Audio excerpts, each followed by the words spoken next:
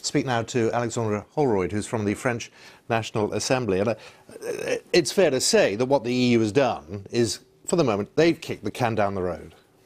I don't think it's kicking the can down the road. I think what the EU has done is it's left more time for the UK to make a decision, but it's made it absolutely clear that the UK needs now to make a decision which is backed by a majority in Parliament, and a decision which can be implemented.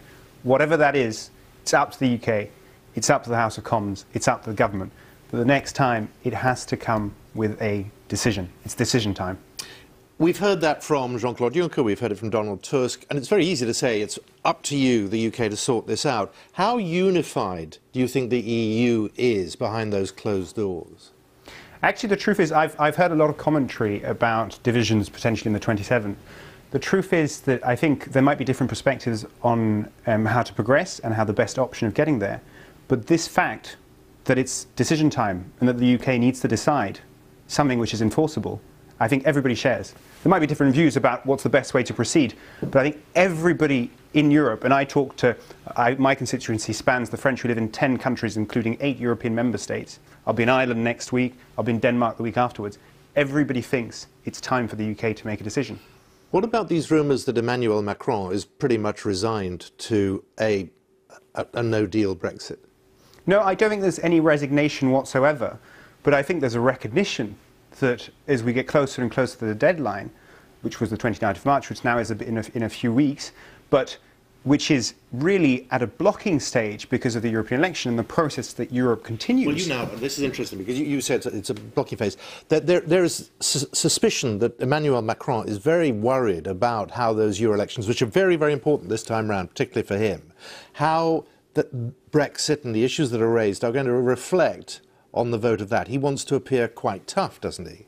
I don't think it has anything to do about any political consideration of the European elections. I think anybody who looks at this from a distance will be very surprised to hear that a country who has voted to leave the European Union is participating in the European elections. Now, as Donald Tusk said, that's not off the table, but the UK needs to say and articulate what it needs and what it wants to do if it wants to go through that European election. What is the plan? What is the purpose? And I don't think that Emmanuel Macron is very worried about this stage. I think that the concern across Europe is that this crisis becomes a permanent crisis. And there needs to be an end. I mean, there's the European election, but we're also negotiating the budget for the next 7 years. Can it? Because at some point, at this stage, with the timetable as it is, Britain will leave one way or another. Which is, I think, the purpose of this council and the satisfying end of the sort of conclusion of this council is that now the UK has a number of weeks, it has an extension, but it has to make a decision.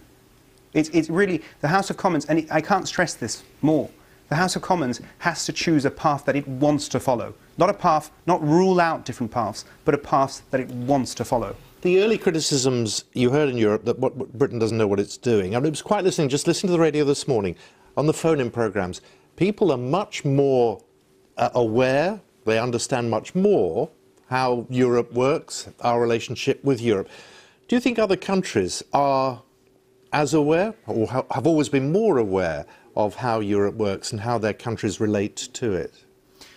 I think that there are, and I think President Macron actually alluded to this morning, there are a number of elements of the European Union which need to be reformed, and there are lots of things to do with the European Union to deal with the anger that he was mentioning in his comments that he did at the European Council. Well, David Cameron was saying this when he first went over to Europe before the referendum and got nowhere with the EU, and many people are saying that's where this problem began, and it was partly the EU's fault. I think it's very clear today that the President has said it. I mean, I ran behind the President and I support him partly for that because there is a European agenda which has an ambition to profoundly reform Europe so that it answers better the anxieties that its citizens might feel and the demands that its citizens have for Europe. And is there a disgruntlement all over Europe with certain parts of the European Union? Absolutely. Which is why we need to absolutely, with conviction and with a concrete plan in the next few years of the European Union, roll out a profound reform plan, which is what the President did when he wrote to citizens of Europe across 28 nation states saying, this is what I suggest, let's launch a debate, let's move forward with some reform. I mean, he wants a renaissance, as he describes it. Does he, in his heart of hearts, does the EU, in its heart of hearts, still think Britain is going to somehow stay in the EU?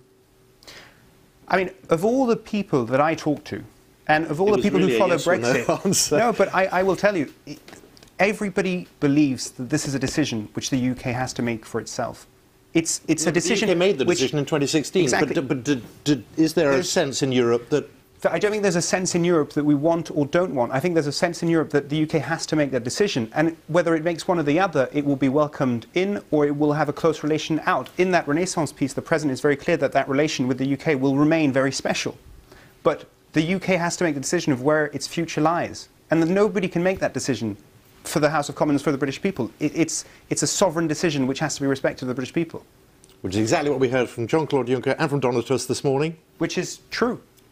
Alexandra, it's great to see you. Thank you very much. Alexandra Holroyd, thank you.